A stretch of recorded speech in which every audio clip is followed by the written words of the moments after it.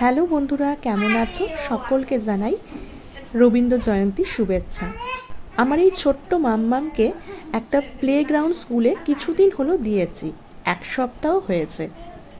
আর এই ছোট্ট মাম্মামকে বলেছে সাদা শাড়ি লাল পাড় পরে আসতে।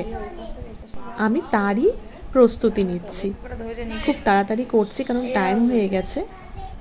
আর মাম্মামের দিদিরা তো সবসময় তার সাথে থাকে, সব কিছু তারাই মনে করে দেয়। মাম্মামকে নিয়ে আমার যত না চিন্তা, তার দিদিদের একটু বেশিই চিন্তা।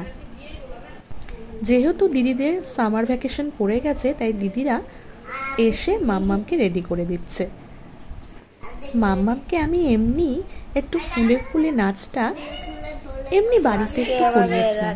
আমি ভাবতে পারিনি স্কুলেও ওকে এই নাচটাই ওদেরকে দাঁড় করিয়ে একটু করাবে। ভালোই হলো ওর ক্ষেত্রে। মাম্মামের বয়স এখন 2 বছর 1 মাসও হয়নি। এটা মাম্মামের প্রথম রবীন্দ্র জয়ন্তী উপলক্ষে একটু সাজুগুজু আর একটু ছোটোখাটো নাচের পরিবেশনা।